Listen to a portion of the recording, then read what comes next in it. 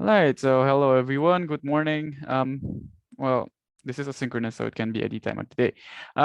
This week we'll be learning our final module, which is module 9. It's sampling methods and the central limit theorem. Today we're just going to learn about this sampling method, and central limit theorem we'll learn next week during synchronous class because uh, it's towards the end of the module and it's fit for review. Okay, moving on. Number one, sampling methods. So a sample is a portion of the population. Okay. So if the population is 10, a sample is 6% out of this 10. Okay. In many cases, sampling is more feasible, of course, because you only have to gather a smaller, you only have to gather a smaller amount of data. And then studying the entire population. Of course, this section we will study blah blah blah blah blah. Okay, reasons to sample. Okay, it's less time consuming. So time factor. Cost factor, physical impossibility of checking the population, so it's more feasible. Okay, the fourth one is the destructive nature of some tests. So for example, if you want to test, I don't know, the violence of a nuclear explosion. So if you do that in a um, contained test area, take some samples, you can do that. But if you want to test it on, the American population, you'll be charged for war crime. Okay, so the fifth one, sample results are adequate. Okay, as long as you do it right, sample results are adequate. Okay, so B, simple random sampling. It's the most widely used. Sample is selected so that each person or item in the population has the same chance of being included. So it is done randomly. Okay, and it is indiscriminate, so you have to pick your samples really randomly, no biases. Okay, so C, systematic random sampling. So in here it's still random, but a random starting point is selected, then every kf member of the population is selected. So first k is calculated as the population size divided by the sample size. So for computer graphic ink, I don't know what this is. Okay. Perhaps this is a company of 1,000 people and you want to take a sample of 25 people. So 1,000 divided by 25 is 4. Well, no. What? It's supposed to be 40. Um, okay. So it's like a sample for every 40th invoice, I think. Okay. In doing the numbering process is avoided. If it's not the whole number, then round down. Okay, this is important, round down. Before using systematic sampling, we should carefully observe the physical order of the population. Yes. Okay, observe the order. If the physical order is related to the characteristics, then systematic random sampling should not be used.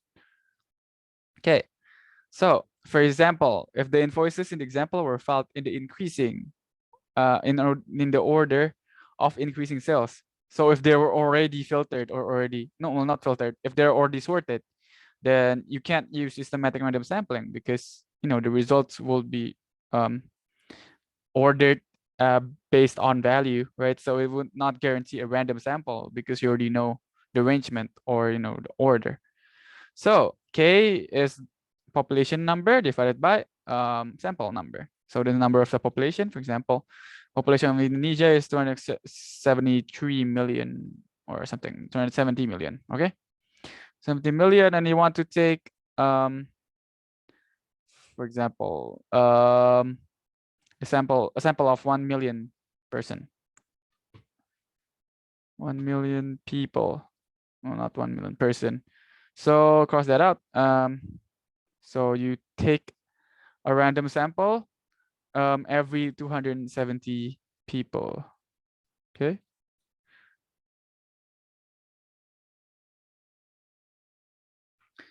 Okay, so D is stratified random sampling. So if you can see here, there are several types of random sampling. They're simple. First one, systematic. Third one is stratified.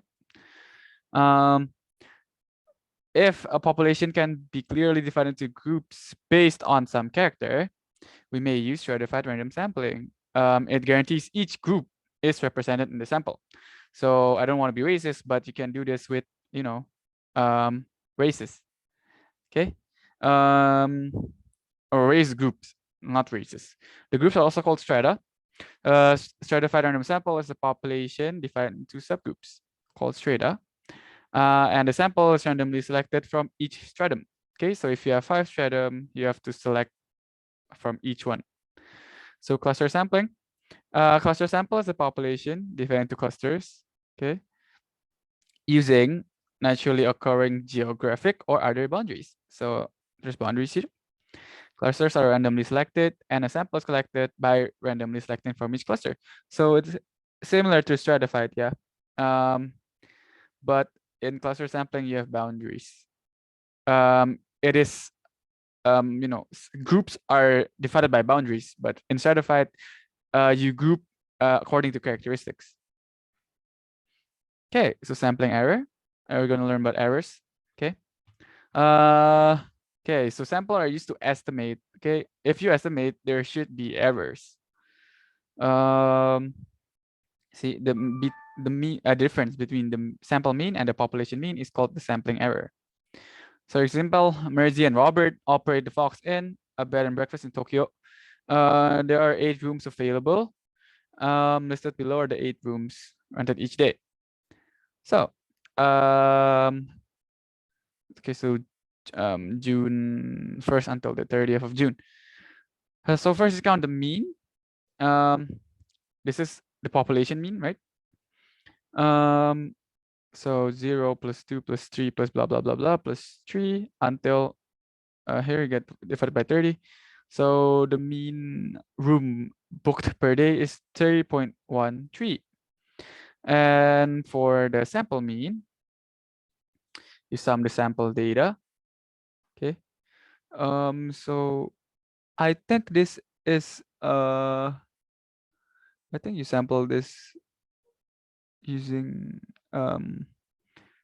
this one systematic. So 4 plus 7, but it doesn't say so in the question. So my bad about that.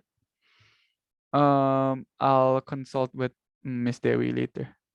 So 4 plus 7 plus 4 plus 3 plus 1.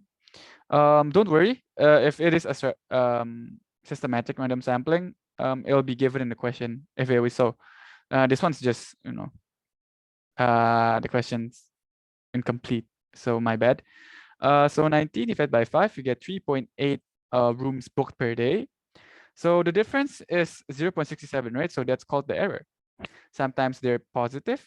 That means you can overestimate the population mean, and they can be negative. So you underestimate then the population mean.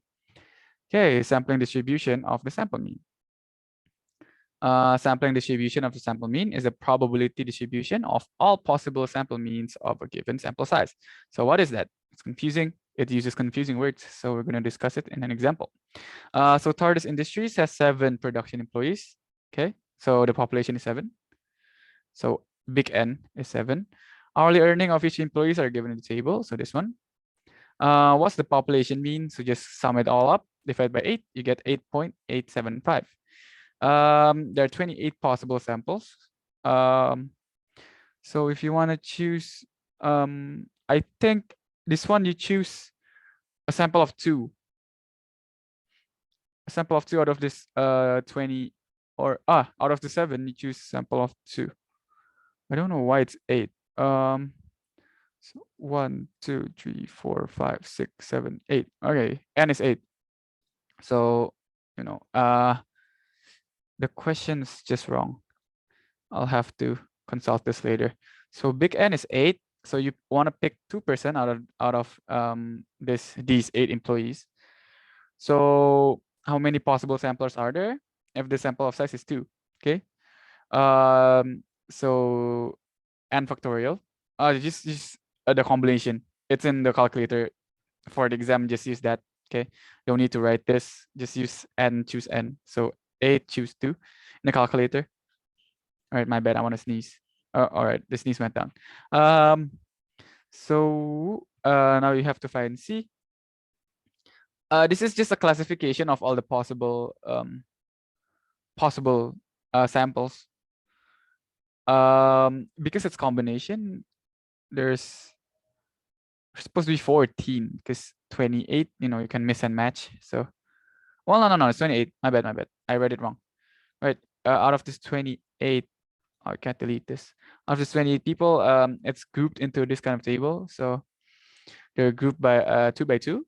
Hourly earnings are then average for each samples. Then you then group it into another table, which is to group the sample means and the frequency in which it appears. So you count the probability. How do you count it? It's just 1 over 28. If the number of means is 1, divide by 28, so you get 0.0357, right? And how do you get 0.0714? So it's just 2 over 28. Okay, don't get confused over that. Okay, so for C, you have to find the mean of the sampling distribution. So to find the mean, I just sum up all the sample means divided by 28. Okay, the means are here. So 6.5 plus 7 plus 7.5 plus yada yada yada divided by 28. So 8.93. And for D, what observations can be made about the populations and the sampling distribution? So the first observation is the mean of the distribution sample mean, the mean distribution of the sample mean is equal to the mean of the population.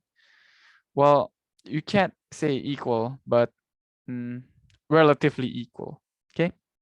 The spread in the distribution of the sample mean is less than the spread in the population values. Sample mean ranges from 6.5 to 11.5, while population value varies from 6 to 12. Notice as we increase the size of the sample, the spread is supposed to be smaller, the spread of the sample mean. Okay, so increasing the size of the sample makes the spread smaller, making the value much more accurate. That's why you try to get as big of a sample size as possible. Okay, the shape of the sampling distribution of sample mean and the shape of the frequency distribution of the population values are different. Sample mean tends to be more bell-shaped and to approximate the normal probability distribution. So this graph, which you've learned in the previous module. Okay, central limit theorem and number 5. We'll learn this next week, and we'll also review everything next week. This shouldn't be as hard as the previous module.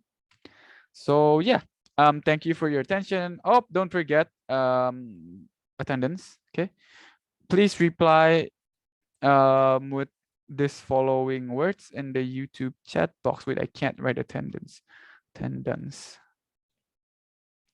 So males, you write comment with calculator. So write calculator in the comment section. For females, you can write pencil case. Right. That's it for today's lesson. Thank you for your attention.